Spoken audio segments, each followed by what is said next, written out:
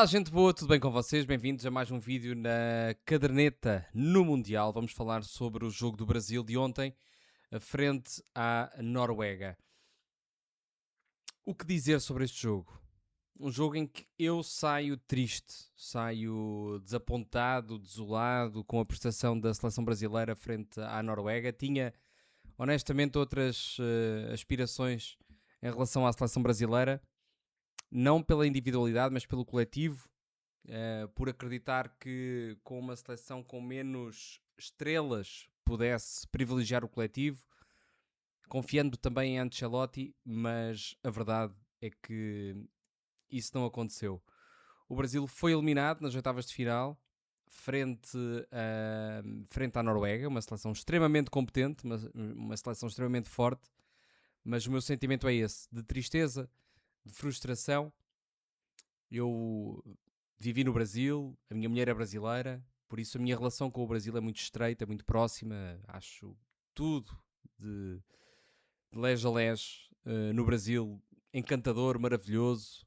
E não é para falar sobre a minha relação com o Brasil, mas acho que justifica-se assim a minha tristeza e o meu sentimento em relação a esta eliminação. Falando sobre o jogo do Brasil em si, é duro. É duro perder desta maneira. A seleção do Brasil, apesar de, na grande maioria do encontro, ter equilibrado o tabuleiro, dá para perceber que a Noruega foi ligeiramente superior. Isto no jogo jogado, claro. Ligeiramente superior. Teve mais bola, foi uma seleção mais ciente daquilo que tinha que fazer e a seleção brasileira ia respondendo a espaços. Pode eventualmente ficar marcado este jogo pela grande penalidade falhada, que poderia mudar drasticamente o jogo, tendo em conta que foi um penalti recente na partida, no início do encontro, mas poderia ou não ter mudado. A verdade é essa. Acho que o Brasil termina este campeonato do mundo uh, envergonhado, envergonhado por aquilo que fez, apesar de ter 3 vitórias, um empate frente a uma seleção quanto a mim candidata a chegar pelo menos ao top 4 deste Mundial, e a perder frente a uma seleção da Noruega que pode ser claramente uma seleção que surpreende. Também o guardião, o Nyland, faz um jogo absurdo. Ele que é o jogador mais veterano a participar numa seleção, numa competição mundial pela Noruega, com 35 anos, faz uma exibição fantástica. Parece que é daqueles jogos que só grandes penalidades é que poderiam fazer a baliza e a rede da sua baliza balançar, porque, e aliás, foi o que aconteceu. Mas Nyland podiam estar ali a tarde toda, parecia que tinha garantido o visto de manter a sua baliza a zeros. Não conseguiu pela grande penalidade marcada já no fim. Falando sobre o jogo, foi um início intenso, com um gol anulado logo ao início, depois a grande penalidade, e sobre a grande penalidade já falarei sobre ela. Bruno Guimarães foi o escolhido e falhou a grande penalidade. Depois um jogo muito mastigado, com poucas oportunidades, muito jogado a meio campo, se bem que a Noruega superior. Houve ainda aquele lance do Hendrick, uma oportunidade clamorosa para a seleção brasileira fazer o golo e novamente poder mudar o decorrer da partida, mas Hendrick, aquele segundo toque, ao tentar puxar para o seu pé direito, para o seu pé esquerdo, perdão, acabou por falhar a baliza. O crescimento da Noruega e a presença no meio campo contrário e a chegada à baliza de Alisson acontece precisamente depois do minuto 70, 69-70. Coincidentemente, bate com a entrada de Neymar e de Danilo e também com o empurrar de Hendrick para a linha. E depois surge Haaland, aquela besta enjaulada, aquele extraterrestre, alienígena. A forma como ele salta no duelo com Gabriel Magalhães vai de alguma maneira em desequilíbrio, mas ele abalroa por completo Gabriel Magalhães. E depois o segundo golo. Muitos toques, muito espaço e Haaland ali é poderosíssimo. Falando sobre a seleção brasileira, eu achava que esta seleção, por não ter tantos craques à partida, por ser um pouco menos efusiva no seu talento, apesar de o ter, pudesse eventualmente brilhar mais e privilegiar o coletivo, algo que cada vez mais faz sentido no futebol. O individual começa a ter um pouco menos de valor do que noutros tempos e noutros Brasis, se é que se pode dizer Brasis, mas honestamente eu acreditava que pudesse haver sincronia entre Rafinha, Mateus Cunha, Vinícius, Endrick, o próprio Igor, que desapareceu do mapa, poderia efetivamente dar certo, tendo em conta que o foco seria o coletivo e não necessariamente alguém chegar ao trono de alguma coisa. Vinícius mostrou esses sinais, mas quando mostrou acabou por, uh, por revelar-se determinante, quando apareceu, quando quis decidir. Mas Rafinha, por exemplo, foi um autêntico eclipse, desapareceu, nunca mais se viu. O Paquetá faz, para mim, um bom Mundial. E aí, até achei estranho, mas Ancelotti muda a estratégia e coloca Mateus Cunha como um falso 9, privilegiando as diagonais dos extremos para a decisão e para estarem de frente para a baliza. Relativamente ao resto da equipa, acho que Douglas faz de facto um brilhante Mundial. E é aquele jogador que o Brasil deve olhar cada vez mais. Um jogador competente, simples, humilde, trabalhador e certo, confiável. Não quero dizer que outros não o sejam, mas Douglas parece-me um jogador que encarna essa personagem porque não era muito conhecido. Ele atua no Zenit, é um jogador menos visível na sua timeline do Instagram, mas fez um belíssimo Mundial. Danilo não tem as mesmas armas, não era claramente a peça para este Brasil. O Wesley saiu lesionado, relembro, ainda tentou Ibanhas daquele lado. Os centrais também fizeram o seu papel. Neste jogo não entendi Marquinhos a sair tanto da posição de central. Casemiro, Fabinho, claramente superior a Casemiro, mas Casemiro manteve-se, apesar daquele jogo tenebroso frente a Marrocos. Lucas Paquetá, não entendo e não configura no lote de melhores centrocampistas brasileiros. Bruno Guimarães faz um grande Mundial. Rafinha, já o disse, eclipsou. Vinícius faz um bom Mundial. Mateus Cunha faz um bom Mundial. O que é que falha é o coletivo. E é dessa maneira que o adepto, o analista e a própria CBF deve começar a olhar para o futebol brasileiro como um coletivo e não como um individual. Não olhando para o futuro como uma caixa de Pandora, em que a certa altura pode eventualmente sair dali um diamante que possa dar jeito à seleção. Deve ser trabalhado como um conjunto. Relativamente a Ancelotti, contesto as últimas substituições neste jogo frente à Noruega. Eu acredito que Ancelotti está de saída, apesar de ter renovado antes do Mundial, mas eu sinceramente acredito que esteja de saída. Acredito também que a renovação pode ter servido como um bónus por algumas coisas que possa ter feito.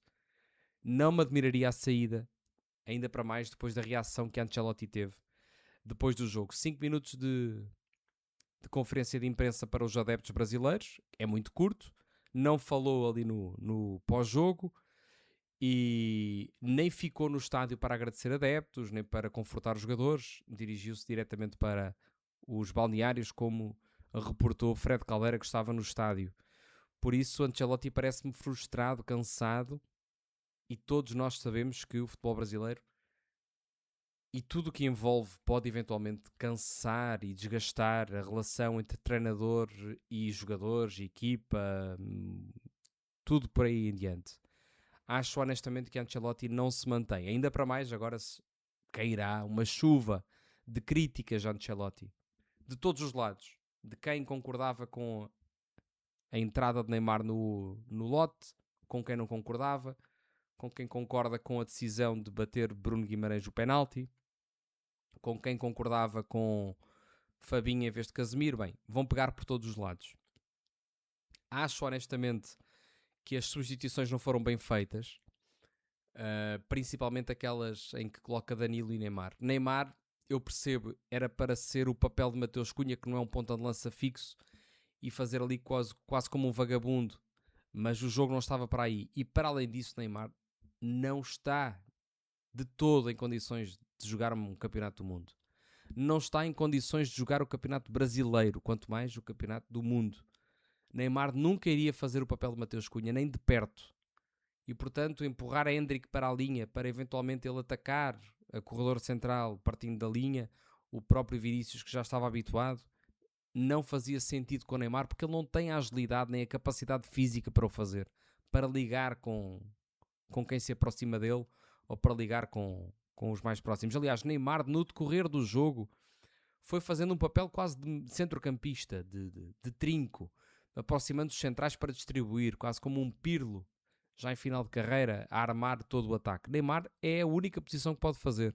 É ataque posicional com a equipa toda no meio campo adversário e Neymar a olhar todo o jogo. Agora a jogar de costas, a ligar, a antecipar-se, a jogar rápido, honestamente, Neymar não tem essas condições. O coletivo teve pouco entrosamento, muito pouco entrosamento.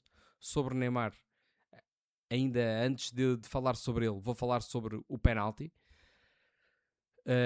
Bruno Guimarães foi quem bateu e falhou.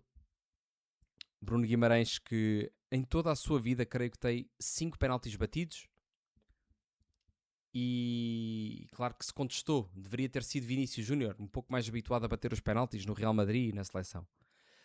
A escolha foi essa, foi do treinador, foi essa. E há que respeitar. O problema é a justificação de Ancelotti. No caso, o filho do Ancelotti, que diz que Bruno Guimarães era um dos melhores batedores de grandes penalidades. Eu questiono-me em que circunstâncias, nos treinos ou em jogos. É que se forem jogos, não há como medir a qualidade de bater umas grandes penalidades num treino, num jogo. Num treino, treina-se a técnica. Num jogo, aí sim é que se mede a capacidade de reagir a um estádio cheio a puxar por ti e a pressão para bater uma grande penalidade. Por isso, nesse aspecto, aí sim deve recair a discussão e por isso é que irá ser um ponto em que Ancelotti vai ceder em algum momento perante a pressão externa da massa adepta e da comunicação social brasileira.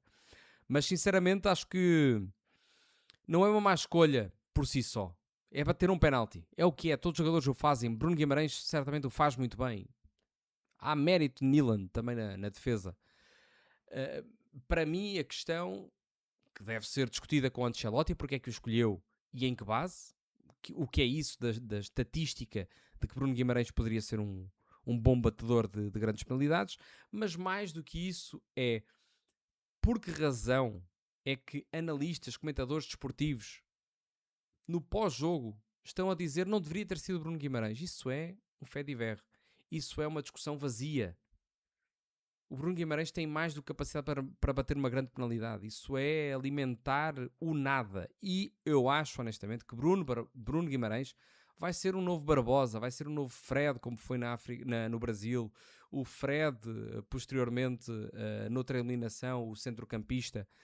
Vão ser os jogadores que vão ser aniquilados completamente pela opinião pública por terem falhado. Ainda que Fred, nesse lance frente à Croácia, e o próprio Fred, também frente à Alemanha, cumpriram o seu papel. Fred, frente à Croácia, tinha sim que pressionar alto. Se bem que Neymar, no final desse jogo, vem...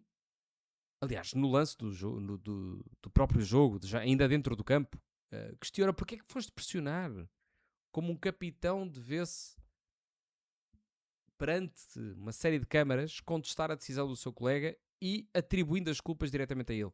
Eu não me recordo. Houve algum pedido de desculpas? Eu acho que não. Porque, sinceramente, é de loucos assumir que um centrocampista não possa pressionar no meio campo adversário uma equipa que está a perder. Sim, tem que o fazer. Uma equipa que está a ganhar tem que empurrar o bloco adversário para trás. Não baixar o bloco e permitir que eles ataquem da forma que entenderem. Houve algum pedido de desculpa do capitão Neymar perante Fred? Eu creio que não. Uma coisa eu sei, Barbosa, os dois Freds desapareceram da seleção brasileira. Bruno Guimarães esteve na última Copa, correu mal, foi contestado, era muito jovem. Agora, quero ver a resposta. Vão confiar nele ou não? Eu acho que não, honestamente. E aqui entra a minha opinião sobre o Brasil e sobre como o Brasil pode dar a volta. Se bem que é uma opinião que vale nada. Absolutamente nada. É a minha opinião, única e exclusivamente, e não sou nada nem ninguém para dizer como deve o Brasil funcionar, mas esta forma de olhar para o futebol, que é um desporto coletivo de uma forma individual, como se um falhanço ao minuto 13 pudesse ditar todo o desenrolar de uma partida, é determinante? É. É importante? É. Houve outros milhares de lances que poderiam ditar um resultado diferente. Contestar e pôr em causa a qualidade de Bruno Guimarães neste jogo ou na sua carreira é pouco. É muito pouco, é raso, não existe. Mas eu acho que é o que vai acontecer como aconteceu noutros momentos. Já o estão a fazer, estão a tentar encontrar um bode expiatório. Eu creio que aqui vai ser encontrado. Perdão. E vai ser Ancelotti. Também Neymar vai sofrer as suas consequências, mas esse já está em fim de carreira. Mas haverá repercussões noutros jogadores também. Danilo, Casemiro, serão mal lembrados por este Mundial e não é de todo justo. Eu ontem ouvia, por exemplo, na Casa TV, o canal eventualmente mais ouvido e visto no Brasil inteiro neste Mundial, que falava e que usava o argumento de quantos jogadores da Noruega é que jogariam no Brasil? Quantos destes jogadores é que jogariam no Brasil? O guarda-redes não jogaria, os centrais não jogariam, o lateral direito não jogaria, o lateral esquerdo não jogaria. Só Odegaard e Haaland, segundo eles. Esta maneira de olhar, desculpem-me, e com todo o respeito, mas serve para TikTok, serve para um belo reel, serve para uma conversa de café que eu adoro ter. Serve para irmos ao boteco e bebermos uma cerveja e falarmos sobre isso. Há que ter responsabilidade e há que falar de forma honesta quando temos tantas pessoas a ouvir-me. Falar desta maneira sobre o futebol e sobre a derrota brasileira parece-me tão curto e tão penoso que eu não consigo imaginar um Brasil mais saudável na forma de abordar o futebol, porque terá milhões de pessoas a contestar uma decisão tendo em conta este tipo de exercícios. Igor Thiago não joga porquê? Porque falhou um gol de cabeça no primeiro jogo frente a Marrocos? Nunca mais jogou um jogador talentoso, um jogador que dava imenso jeito frente a esta Noruega em vez de entrar Neymar. Mas entrou Neymar. A decisão é de Ancelotti. Mas, no fundo, todo o brasileiro sabe que o desejo era que entrasse Neymar nesta partida. Porque foi vendida a ideia que Neymar eventualmente iria soltar um passe de gênio, iria tirar um coelho da cartola a qualquer momento, um livro bastava, um momento em que ele tivesse espaço para rasgar toda a defesa. Não aconteceu, não vai acontecer, não ia acontecer. Neymar não está bem fisicamente. Neymar, eu também estou, mas ele está gordo. Neymar não está na sua melhor forma. Neymar já não jogava há uma série de tempo. Se formos acumular o número de jogos, o número de minutos que Neymar fez nos últimos 4 anos, é irrisório, é triste, inclusivamente. É claramente um jogador já reformado a tentar manter os seus negócios comerciais ativos. Tudo o resto é muito pouco. O Neymar, se fez algum rasgo de brilhantismo no campeonato brasileiro, foi contra equipas, com todo o respeito, fracas, que em nada se comparam frente a uma Noruega num campeonato do mundo ou qualquer outra seleção. E a verdade é que houve muita gente que pediu esta convocatória. Eu acredito que houve muita gente dentro da CBF que pediu esta convocatória do Neymar. E aqui entra a minha crítica a Ancelotti, que eu honestamente pensava que ele ia fazer de outra maneira, mas ele não quis comprar uma briga. Convocou o Neymar, deixou entrar aqui e eu vou gerindo. Agora, metê-lo a 30 minutos do fim, tendo em conta que o habitual são 10 minutos de compensação, como foi este, ele iria jogar mais 30 minutos de jogo. Neymar entrar naquele registro, naquele jogo, não faz qualquer sentido. Neymar termina o seu caminho na seleção brasileira, acredito eu, de uma forma penosa, decadente. Um símbolo até e uma imagem simbólica daquilo que Neymar representa hoje em dia. Ele bate um penalti nos minutos finais do tempo extra, poderia ainda lutar pelo segundo golo, mas decide sorrir, encarar o guardião da Noruega, que o teve a provocar eventualmente antes do penalti, e ficar ali 5, 6 segundos ainda a bater boca. Não são pelos 5, 6 segundos, como é evidente. É o simbolismo que isto carrega. Ele não está na Kings League para fazer este tipo de abordagem. Ele está no Campeonato do Mundo e eventualmente teria mais 1, 2 minutos para dar a volta.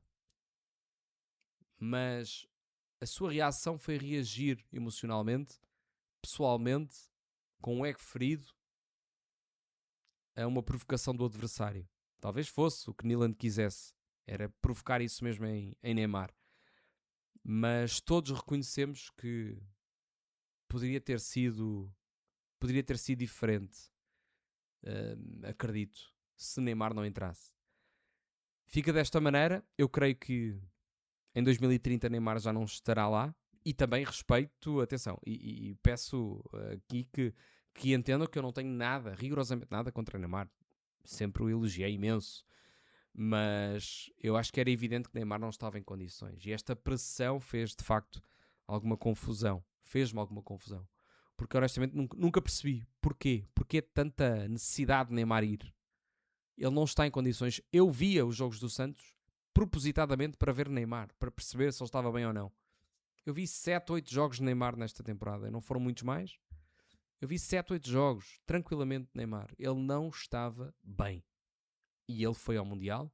Não é culpa dele, claro, a eliminação não é culpa dele. Como disse aqui, acho que é o coletivo que não funcionou. Mas há escolhas que podem fazer toda a diferença.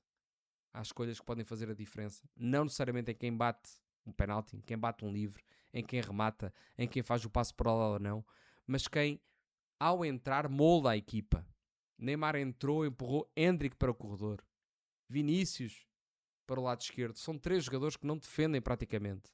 O primeiro golo nasce precisamente de um livre, de um drible, perdão, extremamente fácil para Sheldrup fazer sobre Endrick, que não é um jogador defensivo. Vamos para 2030. Espero encontrar o Brasil mais forte, honestamente. Que seja um Brasil mais coeso, mais humilde, porque espero eu que não volte a acontecer encontrar um comentador, um analista desportivo a questionar-se de forma incrédula como é que nós perdemos frente a uma Noruega, frente a uma Croácia, frente a uma Bélgica. É preciso entender o porquê. Será estranho perder frente a seleções historicamente e teoricamente mais fracas? Ou o futebol mudou? O futebol mudou. As equipas estão mais homogéneas. As equipas estão mais capazes. Uma Noruega sim cria problemas. Marrocos sim cria problemas. Portugal perdeu frente a Marrocos de forma justa. Marrocos foi uma boa seleção. Comportou-se bem dentro de campo. E esta soberba brasileira de somos pentacampeões e por isso, de qualquer maneira, somos sempre candidatos é errada. E pode inflamar expectativas que não correspondem à realidade. O Brasil tem que repensar muito o seu futebol e assim espero que seja, porque eu quero que o Brasil esteja lá em cima sempre. Fiquei feliz também por ter visto e ouvido uma série de brasileiros a dizer que apoiariam Portugal no decorrer do Mundial. Assim espero que seja. Portugal joga hoje frente à Espanha e eu estarei imediatamente a seguir ao jogo aqui para fazer a análise ao jogo, espero eu, à passagem aos quartos de final. Quanto a vós, obrigado por acompanharem o canal, obrigado por estarem desse lado. Deixem o vosso like, subscrevam para dar uma forcinha nisso. Até à próxima, um beijo no vosso coração.